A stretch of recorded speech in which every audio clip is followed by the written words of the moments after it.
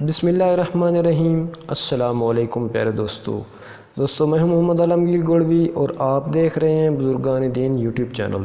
دوستو آج کی ویڈیو محرم الحرام کی فضیلت قرآن پاک کی روشنی میں یہ اس کا موضوع، اس کا چوتھا پارٹ، اس کا چوتھا حصہ لے کر حاضر خدمت ہوں۔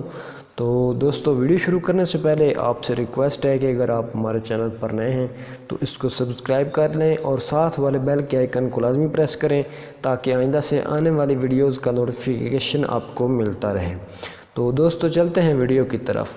اللہ رب العزت نے ادب والے گھر کعبہ کو لوگوں کے دینی و دنیوی امور میں قیام امن کا باعث بنا دیا ہے، اور حرمت والے مہینے کو اور کعبہ کی قربانی کو اور گلے میں علامتی پٹے والے جانوروں کو بھی جو حرم مکہ میں لائے گئے ہوں سب کو اسی نسبت سے عزت و احترام عطا کر دیا گیا ہے۔ یہ اس لیے کہ تمہیں علم ہو جائے کہ جو کچھ آسمانوں میں ہے اور جو کچھ زمین میں ہے اللہ خوب جانتا ہے اور اللہ ہر چیز سے بہت واقف ہے۔ دوستو یہ تھی آج کی چھوٹی سی ویڈیو۔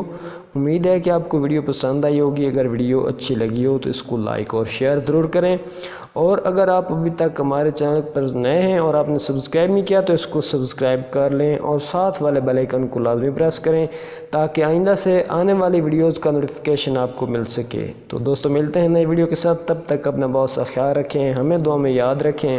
اللہ حافظ۔